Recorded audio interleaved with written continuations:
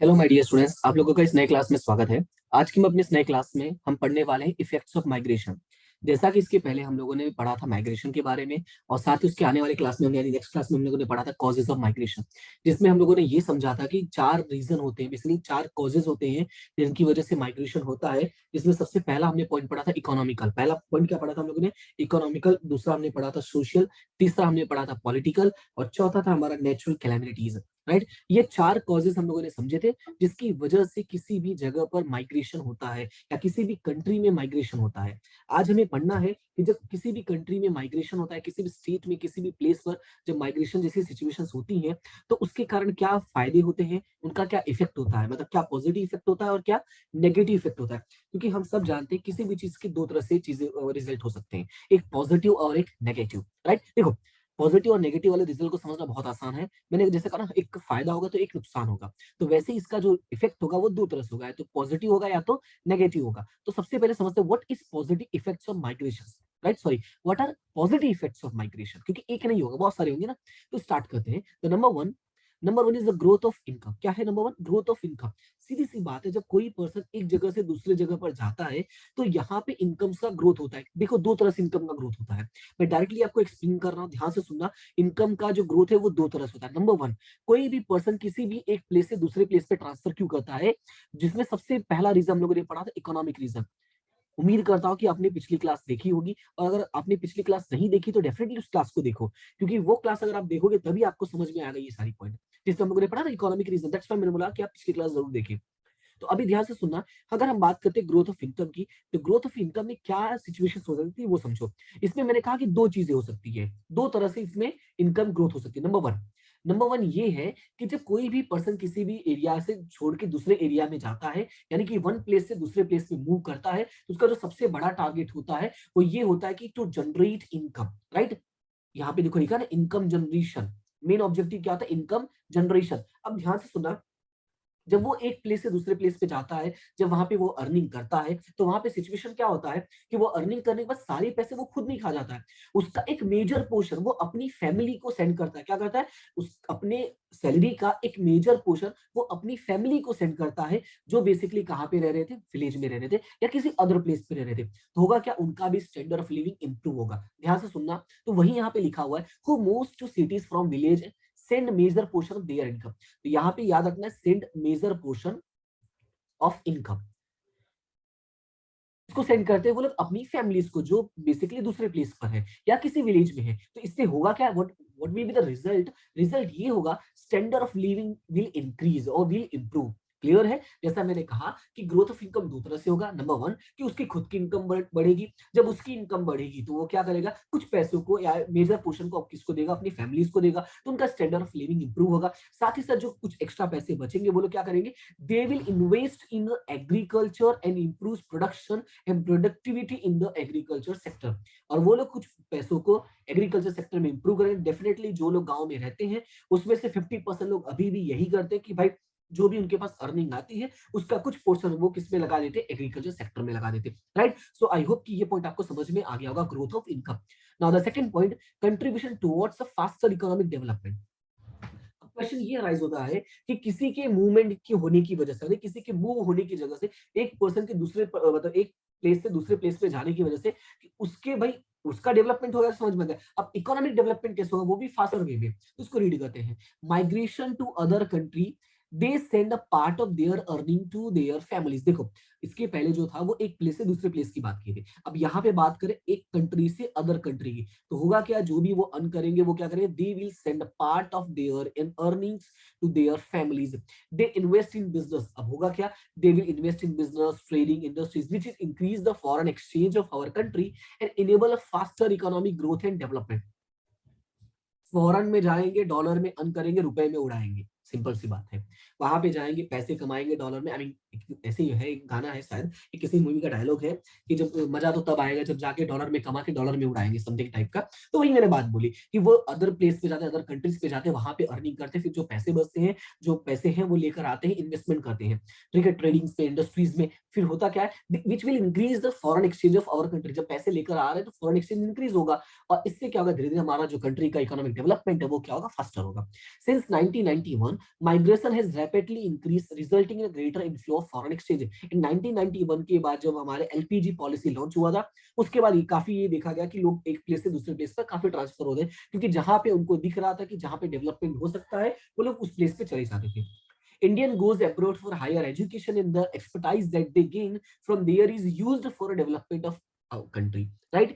कोई भी बहुत सारे केस ऐसे दिखे थे कि बहुत सारे लोग इंडिया के बाहर जाते थे फॉर हायर एजुकेशन, वहां से एजुकेशन लेकर आते, एक्सपर्टाइज लेकर आते, and they gain from there is used for development of a country. और जो भी वो वहां से लेकर आते थे, जो भी वो वहां से गेन करते थे, they that were used for our development of our country. Clear है इतना? बात समझ में आया? तो ये है हमारा reason, second point, contribution towards a faster economic development. Clear है? तो मैं एक बार वापस एक्सप्लेन कर देता हूं कि जब एक कंट्री से दूसरे कंट्री में जाते हैं तो उनकी इनकम बढ़ती है और वो कुछ इनकम अपनी फैमिली को भी सेंड करते हैं। वो बिजनेस में इन्वेस्ट करते हैं, ट्रेडिंग में इन्वेस्ट करते हैं, इंडस्ट्रीज में इन्वेस्ट करते हैं, यानी फॉरेन एक्सचेंज हमारे पास आ रहा है, तो हमारे कंट्री का जो इकोनॉमिक ग्रोथ होगा वो भी क्या होगा? फास्टर होगा। 1991 के पास ये रिजल्ट काफी मिला था। और हो क्या रहा था कि जो इंडिया से लोग थे वो बाहर जा रहे थे। क्यों जा रहे थे? दो चीजों की वजह से, हायर एजुकेशन की वजह से और एक्सपर्टाइज गेन करने के लिए। तो वहां पे जो भी वो गेन करते थे आके यहाँ पे यूज करते, तो हमारे कंट्री का क्या हो रहा था? डेवलपमेंट हो रहा था। क्लियर है? बात समझ में आया? तो दो पॉजिटिव इफेक्ट है। नंबर वन क्या है? Growth of income. Number one क्या है? Growth of income. और सेकंड क्या है? Faster economic development. क्लियर इतना? अब बात करते हैं नेगेटिव इफेक्ट्स क्या हो सकता है माइग्रेशन का। तो जिसमें सबसे पहला पॉइंट है अनरेगुलेटेड अर्बनाइजेशन। पहला पॉइंट क्या है? Unregulated urbanisation. अब देखो सिचुएशन क्या होता है कि जब लेस एजुकेटेड अनट्रेन्ड पीपल जो माइग्रेट करते हैं सिटीज में, वो मजबूर हो जाते, they are forced to live in the periphery of cities, मतलब जो आउटर एरियाज होते हैं सिटीज के, वो वहां पे रहने के लिए मजबूर हो जाते हैं। अब क्वेश्चन है सर ऐसा क्यों होता है? देखो, जब अनएजुकेटेड है, अनट्रेन्ड पीपल है, जब वो किसी भी अदर प्लेस से आएंगे तो डेफिनेटली उनको टाइम लगेगा जॉब अरेंज करने के लिए, राइट? उनको अपने काम के अकॉर्डिंग, अपने टैलेंट के अकॉर्डिंग जॉब मिलने में टाइम लगेगा। जब उनको जॉब मिलने में टाइम लगेगा तो जीना तो पड़ेगा, रहना तो पड़ेगा ना, तो कहीं ना कहीं तो बैठना पड़ेगा ना। तो उसके लिए वो लोग क्या करते हैं भाई, जब कहीं प्लेस अच्छे से, क्योंकि हर जगह रहने के लिए आपको पेमेंट करनी पड़ेगी, पैसे की जरूरत पड़ेगी, तो वो क्या करते हैं? अनरेगुलेटेड अर्बनाइजेशन स्टार्ट कर देते हैं। मतलब क्या करते हैं? हटमेन स्टार्ट कर देते हैं, स्लम्स एरिया में चले जाते हैं वो। तो सिचुएशन क्या होता है? Hutments slums expand as there is no alternative in the cities, so slums expand uncontrollably. तो होता क्या है कि जब वो झोपड़ियों में जाके रहना स्टार्ट कर देते हैं तो ऐसे सिचुएशन कंटिन्यूसली अराइज होते हैं ना, एक बनी, दो बनी, तीन बनी, ऐसे 10, 20, 100, 1000 बन जाते हैं। तो इसका मतलब क्या होता है कि जो स्लम्स एरिया है वो अनकंट्रोलेबली क्या होता है? एक्सपांड कर जाते हैं। जैसे अगर मैं बात करता हूँ मुंबई, सूरत, तो ये दो सिटीज ऐसे हैं, मुंबई, सूरत, अहमदाबाद, कोलकाता, दिल्ली, जहाँ पे बेसिकली आप स्लम्स एरिया काफी देखोगे, क्योंकि ये वो सिटीज है जहाँ पे लोग अदर प्लेसेस से जाके वहां पे रहते हैं, माइग्रेट करते हैं, और वो उनको टाइम पर अच्छी जॉब नहीं मिलती, उतनी सैलरी नहीं मिल पाती है। इस वजह से वो लोग कहाँ पे रहना स्टार्ट कर देते? झोपड़ी वाले इलाके में रहना स्टार्ट कर देते, स्लम्स एरिया में स्टार्ट कर देते रहना। क्लियर है इतना? समझ में आया? बात करते हैं सेकंड पॉइंट की, that is a shortage of infrastructure. अब शॉर्टेज इंफ्रास्ट्रक्चर की बात क्या होती है? देखो, इंफ्रास्ट्रक्चर का मतलब सिंपल ऐसे समझो कि जो फैसिलिटीज है, ठीक है, एक अच्छी लाइफ जीने के लिए जो फैसिलिटीज की रिक्वायरमेंट है, उन फैसिलिटीज की बात हो रही है। सिचुएशन क्या होता है? जब कंटिन्यूसली जो अर्बनाइजेशन है वो इंक्रीज होते रहता है, राइट? हटमेंट्स इंक्रीज होते होते रहता है, डर्टी स्लम्स इंक्रीज होते रहते हैं, तो ये सारी जो चीजें होती हैं वो जो लोकल एडमिनिस्ट्रेटिव होता है ना, उनको इनइफेक्टिव कर देता है। क्योंकि लोकल इनमें जो एडमिनिस्ट्रेटिव होता है उनका, उनके पास भी जो पावर है वो लिमिटेड है, उनके पास जो रिसोर्सेज है वो लिमिटेड है, लेकिन जो डिमांड्स है वो अनलिमिटेड हो जाती है, राइट? तो जिसकी वजह से क्या होता है? They are not able to provide water, drainage facility, road facility, transportation facility, communication facilities, toilet, education, school and health services. ये जितनी फैसिलिटीज जो बेसिक नीड्स में आती है, ये वो सारी चीजें प्रोवाइड करने में इनइफेक्टिव रह जाते हैं। कौन?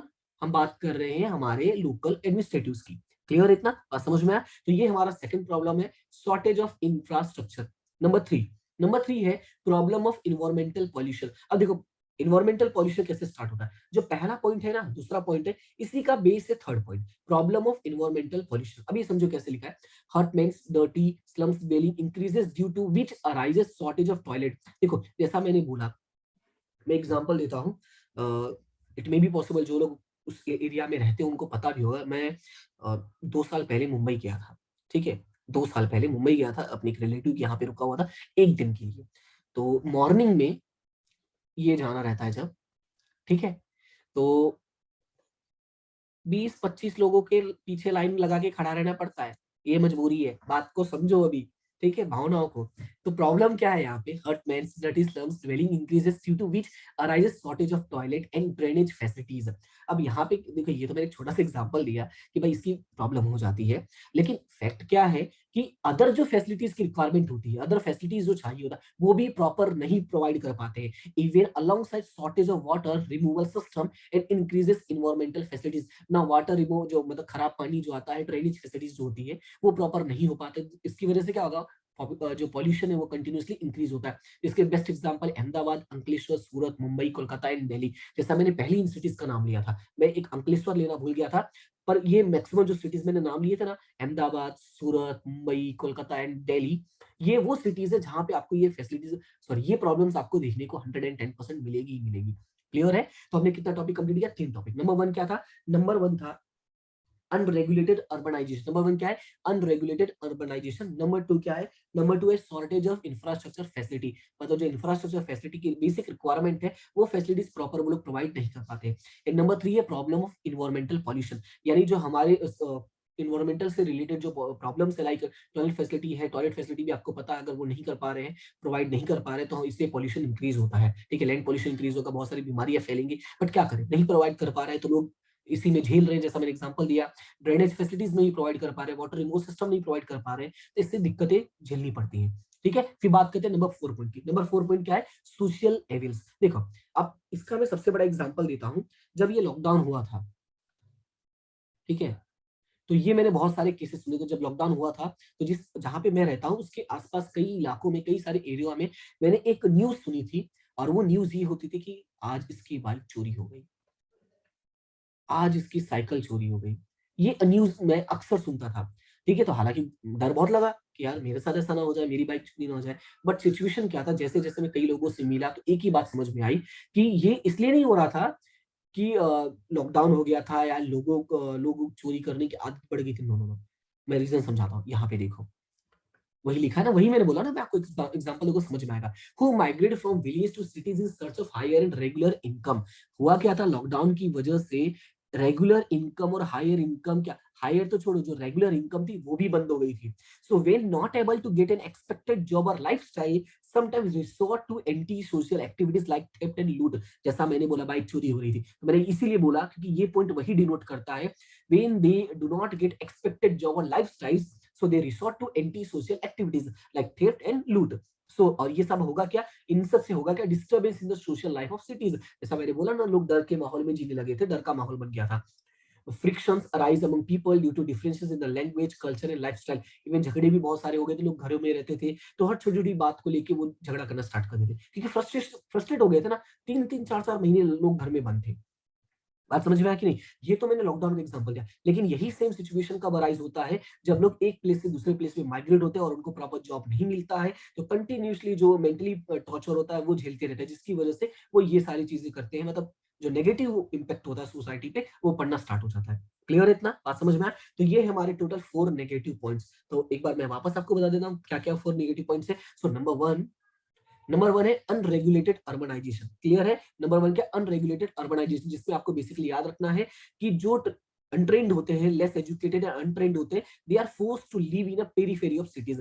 रीजन क्या है? रीजन भाई उनको जॉब्स, मतलब उनको फैसिलिटीज नहीं मिलती है, तो उनके पास अल्टरनेटिव्स नहीं होते हैं, तो वो कहां चले जाते हैं, स्लम्स एरिया में चले जाते हैं। क्लियर है? Now the shortage of infrastructure, तो जो हमें फैसिलिटीज की रिक्वायरमेंट होती है, जो यहाँ पे मैंने ऑलरेडी टिक कर दिया है, वो जो हमारा लोकल एडमिनिस्ट्रेटिव है वो नहीं प्रोवाइड कर पाते हैं, तो ये प्रॉब्लम्स फेस करनी पड़ती है। थर्ड है हमारा पॉल्यूशन का। तो पॉल्यूशन वाले मैंने एग्जांपल दिया, वो मुंबई का जो मैं गया था रिलेटिव घर पे, तो टॉयलेट वाला एग्जांपल याद रखना, आपको याद हो जाएगा। सिटीज के नाम याद रख लेना। फिर बात करते हैं सोशल एविल्स का, तो मैंने जो एग्जांपल दिया लॉकडाउन में कि बाइक्स और साइकिल्स चोरी हो रहे थे, जिसका मैंने रीजन भी एक्सप्लेन किया कि जो भाई उनको एक्सपेक्टेशन थी कि मुझे जॉब मिल रही है, रेगुलर इनकम मेरी बनेगी, वो नहीं बन पा रही थी। राइट? तो एक्सपेक्टेशन जो था वो बिल्कुल पूरी नहीं हो पाई, लाइफ तो दूर की बात है, वो एक एक्सपेक्टेशन जो खाने पीने की फैसिलिटीज थी वो भी पूरी नहीं कर पा रहे थे, तो क्या हो रहा, they were resort to anti social activities. Clear है? बात समझ में आए? तो ये था हमारा topic, effects of migration. Clear है? जिसमें हमने 2 इफेक्ट देखा, पॉजिटिव एंड नेगेटिव। उम्मीद करता हूँ कि ये क्लास आपको पसंद आई होगी। अगर क्लास में कोई भी प्रॉब्लम लगती है तो आप मुझे डेफिनेटली कमेंट सेक्शन में बता सकते हैं। अगर आपको पसंद आता है तो क्लास को लाइक करें, अपने दोस्तों के साथ शेयर करें और चैनल को सब्सक्राइब करें। ठीक है? And thank you so much कि आप कंटिन्यूसली चैनल पे बने हुए हैं, और उम्मीद करता हूँ कि आप इसी तरह से हमेशा अपना सपोर्ट बनाकर रखेंगे। और मिलते हैं हम अपनी नेक्स्ट क्लास में। तब तक के लिए thank you so much and have a good day.